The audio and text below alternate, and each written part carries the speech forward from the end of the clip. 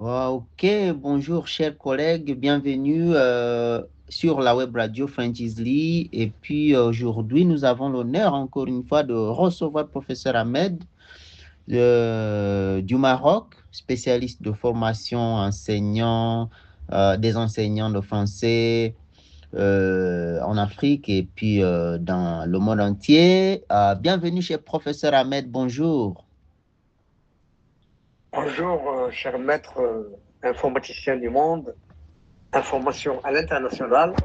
Ce n'est plus seulement une web radio, ce n'est pas seulement radio web, mais c'est une tribune que nous voudrions, tribune de renommée internationale, une tribune spécialisée dans tous les domaines qui rapproche tous les pays, toutes les cultures, toutes les confessions, toutes les civilisations Ok. sans exclusivité. Ok, merci beaucoup, prof. Donc, notre sujet d'aujourd'hui, c'est voilà. Donc, aujourd'hui, c'est le cinquième épisode. Et puis, donc, le titre ou le sujet que nous allons aborder aujourd'hui, c'est vers une coordination internationale des enseignants et des enseignantes de langue, non seulement le français, mais aussi l'arabe, le kiswahili, le portugais, l'espagnol, les langues locales en Afrique.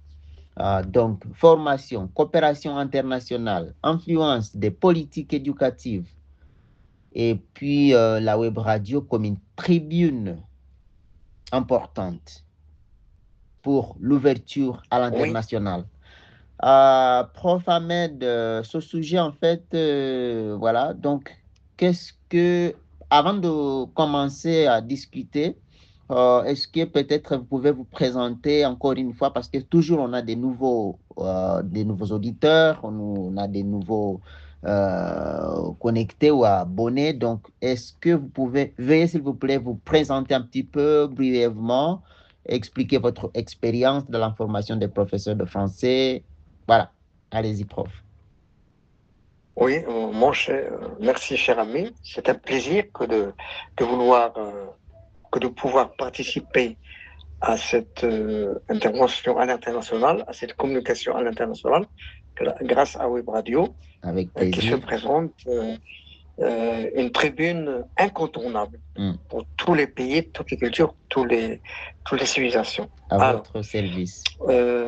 ancien professeur de français, OK. ayant exercé dans tous les cycles, Oh, wow. primaire, collège, lycée, vacations, Mm.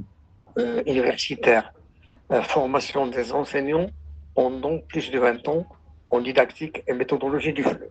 Wow. C'est. Oui, je me suis présenté Mm. comme étant un expert Mm. chargé de tout ce qui se passe dans le domaine de l'éducation, de la formation, non pas seulement en français, mais Mm. dans toutes les langues. Toutes les Parce que langues. je me suis aperçu Mm. que l'expert en éducation Mm. ne doit pas seulement être enclavé Mm. dans une langue plutôt que dans une autre, OK. mais chercher à être le porte-parole, Mm. Mm. le bâtisseur Mm. de la culture, de l'éducation, comme étant un levier de rapprochement des peuples, des cultures, toutes les races humaines, Mm. quelles qu'elles soient, dans toutes les planètes, Mm. pour plus d'entendement, plus d'amour, de compréhension et de paix. Très Voilà. bien. Très bien. Merci beaucoup, prof. Donc, voilà, on va parler de la formation des professeurs de français. Et aujourd'hui, la formation des enseignants de français, par exemple, est un enjeu majeur en Afrique. Et selon vous, professeur Ahmed, quels sont les principaux défis actuels et quelles compétences doivent être renforcées chez les enseignants? Prof Ahmed. Oui, une question assez importante Mm.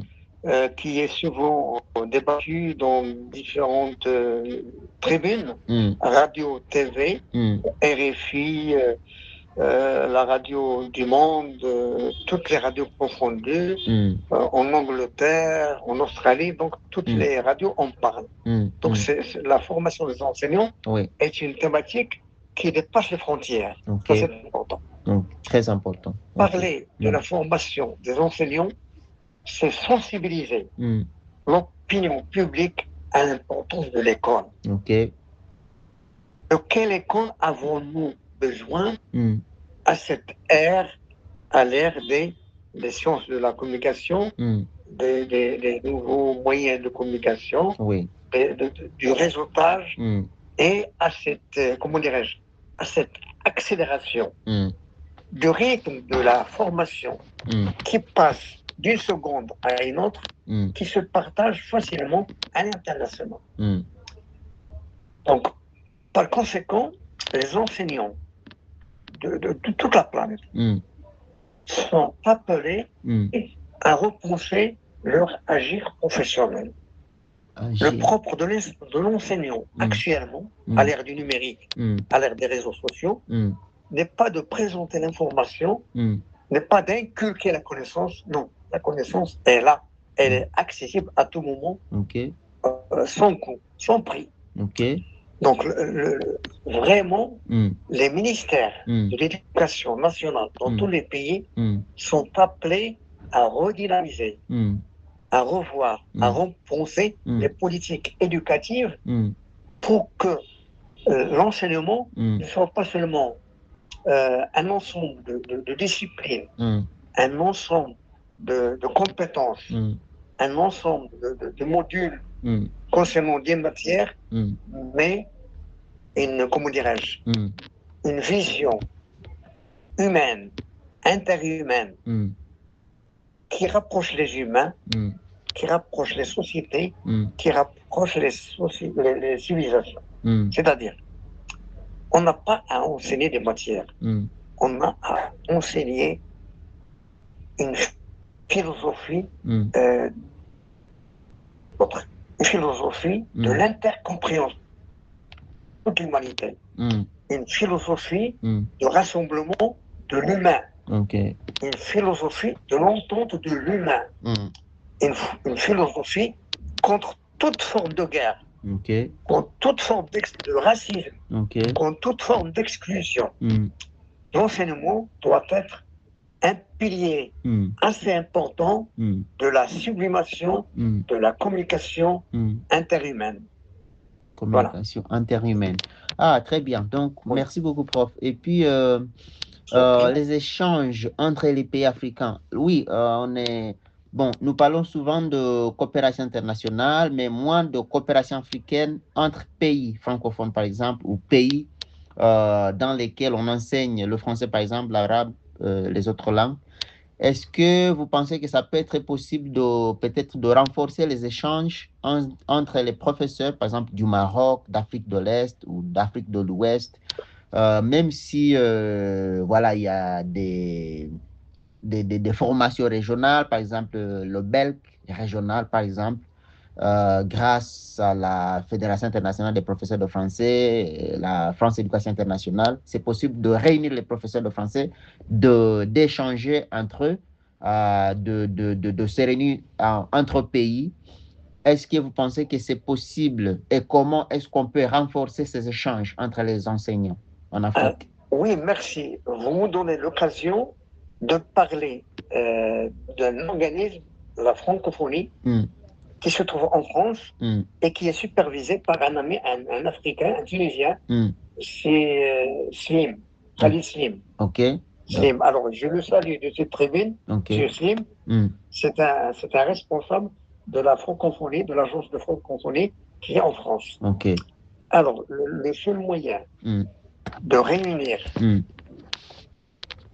tous les enseignants, des responsables des universités, de l'enseignement général, de l'enseignement professionnel, de toutes les spécificités, de tous les niveaux, de tous les cycles, le seul moyen de les unir, de renforcer la présence, l'impact de ces enseignants dans tous les pays africains, de dépasser, de transcender les frontières, c'est de passer par Web Radio, que je salue, dont je salue le responsable que vous êtes.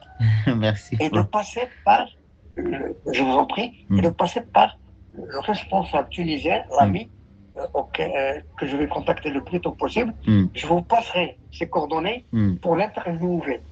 M. Slim, qui se trouve à la tête de la francophonie en France, c'est une personnalité assez importante. C'est un ancien ministre de l'Éducation tunisien. Donc, on va compter sur lui pour essayer de l'impliquer dans cette mission, dans cette noble mission qui est, une meilleure formation des enseignants. Comment dirais-je, la sélection des meilleurs profils, des meilleurs comment dirais-je, de systèmes de référence, des meilleures formations qui existent dans le monde, et on va les semer dans le milieu africain pour essayer de sortir l'Afrique de son isolement, de son enclavement, toutes langues confondues, tous cycles confondus. Alors, laisser les Africains isolés, sans une organisation éducative, académique qui les représente, ça c'est une faille qui ne se justifie pas. Nous lançons par cette tribune Web Radio un appel à toutes les vives consciences africaines, américaines, canadiennes, françaises, australiennes, arabes, de faire en sorte que l'enseignement est un bien commun international.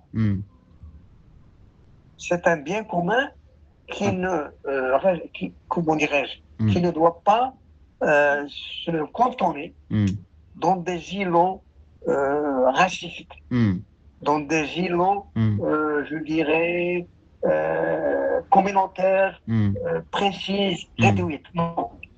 L'enseignement est un bien de tous. De tous. De l'école primaire, plutôt du préscolaire, passant par le primaire, le collège, le lycée, l'université, tous les centres de formation, quels qu'ils soient. Donc c'est important. Il est temps de sortir de cette impasse, de voir que beaucoup de pays émergent,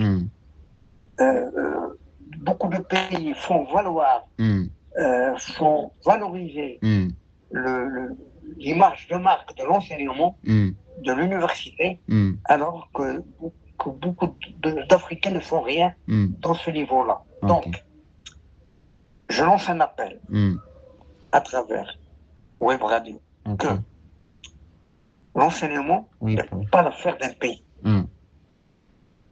C'est l'affaire des continents. Chaque continent à part, uni aux autres continents, vont pouvoir exceller à faire en sorte qu'il y ait une école sans frontières. École sans frontières. Je m'excuse. Sans frontières, voilà. Oui, une école qui existe, qui constitue une institution, mais qui est ouverte. Une école tentaculaire. Une école tentaculaire, c'est un terme qui me passionne. C'est-à-dire, c'est une école qui est au Canada, qui est à Kampala, qui est à Rabat, qui est à la rive du sud du Maroc, qui est en Australie, qui est partout dans les pays du monde, à l'Himalaya, mais qui a ces tentacules, ces moyens de communication fixés, focalisés sur toutes les nations. Toutes les nations. Une école qui se veut citoyenne, c'est une école qui cherche à s'ouvrir, qui cherche à interagir avec les autres écoles.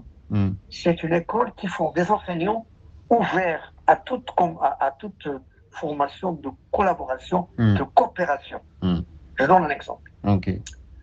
J'ai rêvé un jour, et je continue de le faire, de voir des universités, des centres de formation, d'enseignement, se réunir et préparer un module enseignement sans frontières. Enseignement sans frontières, comme module de formation. Oui, alors des modules de formation d'enseignement sans frontières. peu importe que vous soyez un enseignant du Maroc, Ok. un enseignant à Kampala, Ok. un enseignant de France, un enseignant du Canada, un enseignant de l'Australie, de l'Amérique, de l'Angleterre, de la Belgique, des pays scandinaves, etc. Un enseignant doit être le porte-parole de son pays pour, valoriser son pays, ouvrir son pays, ses écoles, ses universités à d'autres citoyens du monde pour faire de l'école pas une affaire d'un pays ou bien une affaire d'un État, mais c'est une affaire planétaire, un idéal planétaire, sans exclusion, sans enclavement. Voilà. Très bien. Ouverture globale, ouverture mondiale. Merci beaucoup, prof. Donc, voilà, la coordination des profils. Vous avez parlé des profils. Et puis, est-ce que donc vous pensez que c'est possible de créer une meilleure coordination des profils d'enseignants des langues en Afrique, par exemple, les plateformes les plateformes communes des professeurs de français, par exemple, ou des professeurs de langue, des formations régionales. On a déjà parlé de Belk régional. Réseau professionnel africain, comment est-ce qu'on peut structurer cela efficacement? Comment est-ce que ça peut se faire, prof? Très bien. Alors, comme je le dis et je le répète, c'est une conviction. Avec plaisir. L'université reste la locomotive de développement sociétal dans tous les domaines, dans tous les secteurs. On ne peut pas le rejeter. Ok. Partons de ce principe, on doit solliciter les responsables de l'université, des universités marocaines, plutôt des universités africaines, de coordonner leur action, de concerter, de sortir de leur silence, de pouvoir valoriser une université africaine qui soit un noyau dur de la communication éducative, culturelle,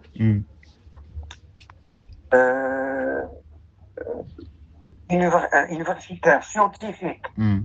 C'est-à-dire que l'université doit s'ouvrir sur tous les secteurs,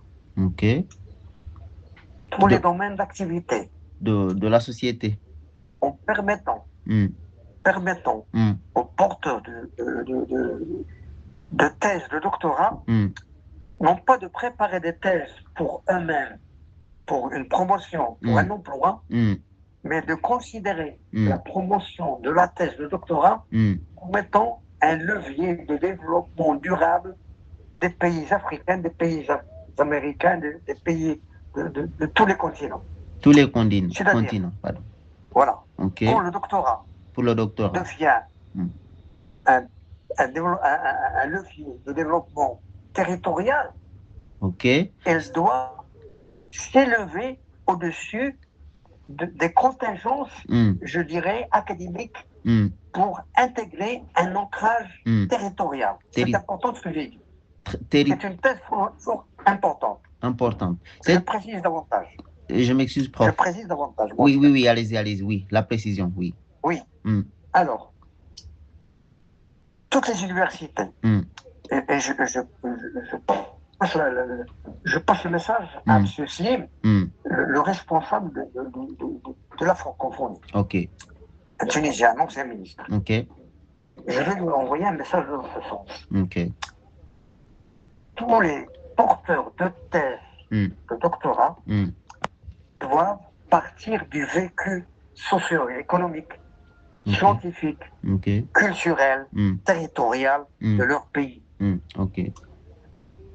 thèse de doctorat n'a de sens que s'il a un ancrage territorial.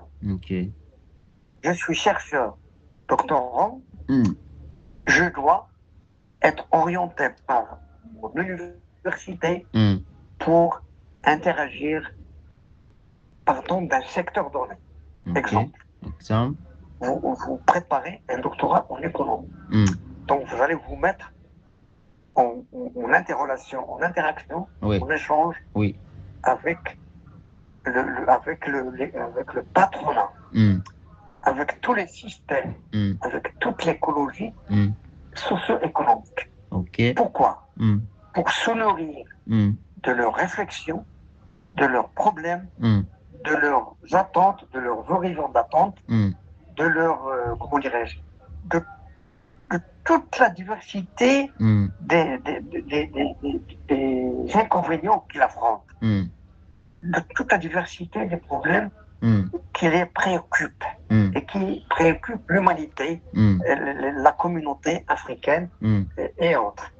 Et partant de là, faire du porte de thèse, non pas uniquement un bâtisseur de thèse pour soi-même, mais un bâtisseur d'un développement durable ouvert vers d'autres pays.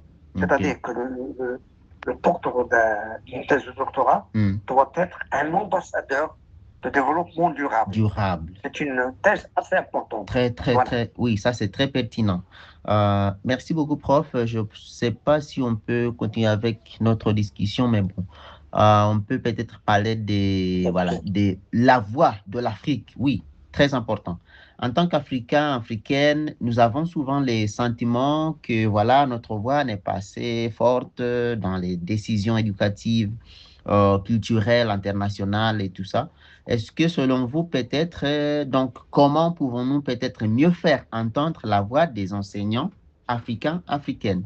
Et puis, comment rendre plus influente auprès des décideurs politiques, par exemple, les ministères, les institutions culturelles, les universités, le secteur privé, entendre la voix des professeurs, entendre les voix des enseignants en Afrique? Très bonne question, c'est très intéressant. Oui, alors, avec plaisir. vous avez évoqué tout à l'heure comment dirais-je, les plateformes électroniques, les réseaux. Oui. Les réseaux, le réseautage. Oui, les réseautages. Oui. Les instituts. Les instituts français, africains, qui sont implantés un peu partout dans le monde. Oui. Je passe un message suivant aux décideurs de la culture et de l'éducation pour leur dire ceci. Allez-y, prof. Essayons de dépoussiérer nos thèses. Essayons de dépoussiérer cette richesse thématique soutenue par les doctorants africains.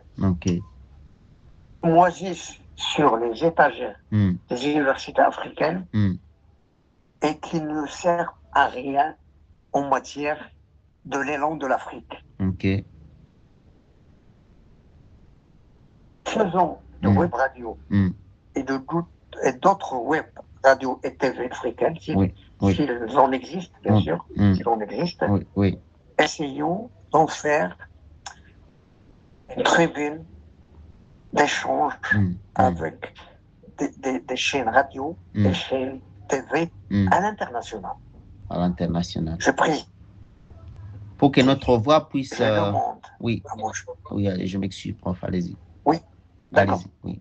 Je demande à mon cher ami, le responsable de Web Radio, de commencer un premier échange, un premier plan d'action avec RFI, Radio France Internationale, et avec une chaîne française, ou bien plusieurs chaînes françaises. Je suis prêt avec toi à concevoir un plan d'action pour que les radios, les chaînes radio, les chaînes TV et web radio fassent un seul pivot de l'information à l'international. Wow, très bien. Avec plaisir, prof.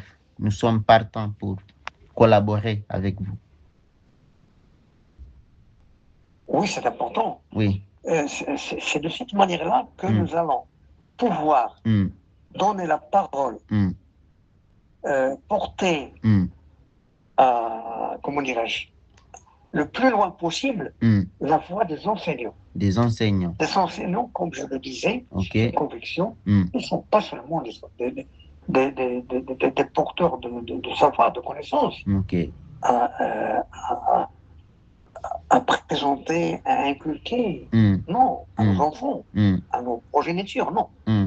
Les enseignants Mm. de l'Afrique et de Mm. tout autre pays Mm. doivent être considérés comme des ambassadeurs de la paix, De la paix. de l'entendement. Mm. Les ambassadeurs, Mm. comment dirais-je, Mm. des meilleures relations. Oui. Les ambassadeurs de la diplomatie pédagogique, éducative. C'est Diplôme. important ce que je dis, mon cher. Très, très important, de la diplomatie culturelle. Ok. Les enseignants Oui. de l'Afrique ou bien de tout autre pays Mm. doivent être les ambassadeurs Mm. de la diplomatie écologique, Mm. Diplôme. éducative, Mm. Linguistique. culturelle, Mm. je dirais même littératique.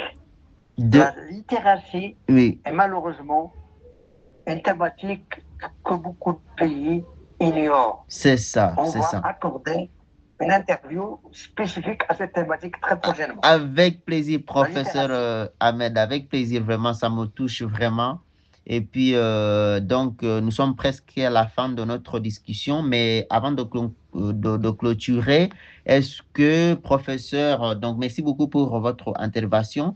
Est-ce que vous pensez que, donc, voilà, l'avenir de la formation des enseignants de français en Afrique dépend de notre capacité à travailler ensemble, à coordonner nos efforts et à renforcer notre voix commune? Est-ce que c'est ça que vous pensez pour conclure? Parfait, très bien. Alors, je commence par Web Radio. OK. Alors, est-ce possible que Web Radio espère se transformer en une chaîne radio, puis en une chaîne TV? C'est possible, oui. C'est possible. Avec l'aide des présidents des pays africains, Oui. parce que Web Radio, c'est une antenne qui est au service de tous les continents. Oui, c'est ça. Et de tous les présidents de l'Afrique, de tous les décideurs, exact. de tous les gens de l'enseignement, de l'éducation. Exactement. Donc, il n'y a pas de raison que les décideurs africains ne sachent pas, ou bien ignorent cette tribune de Web Radio. Il faut que cette Web Radio soit reconnue à l'international. À l'international. Donc, vous aurez très bientôt la chance d'interviewer M. Slim, le doyen, le responsable, le recteur de l'agence de francophonie qui se trouve en France. Avec plaisir. Donc, je vous passerai ses coordonnées très bientôt. Avec plaisir, merci beaucoup. Je vous parlerai pour vous permettre de l'interviewer. Merci beaucoup pour la merci beaucoup pour la mise en relation. Je vous en prie. Deux. Oui. Voilà. Deux. Oui, deux. Alors, essayons. On va le faire avec concertation avec vous. Nous allons pouvoir, à partir de cette semaine, nous allons pouvoir entrer en action avec des radios. Dans un premier temps, avec une radio africaine, publique ou privée. Une radio et une chaîne TV, un trio. Ça, c'est urgent. Web Radio, vous et moi, qui la représente, si je me permets, si je me permets de le dire. Oui, allez-y, avec plaisir, prof. Merci, voilà. Oui. Donc, Web Radio, représenté par vous et moi, une radio africaine, une chaîne TV africaine, publique ou privée. Privée. Public privé. Une programmation immédiate dans les jours qui suivent de l'interview avec cette trilogie. Ok. D'accord. Après, on va passer au continent européen. Ok. On va avec Radio France et une chaîne TV française. Ok. Et Web Radio. Ok. Avec ma présence, bien sûr. C'est mon plan de formation. Exactement, oui. Comme expert. Voilà. Oui. Voilà, merci. Alors, dans un troisième temps, on va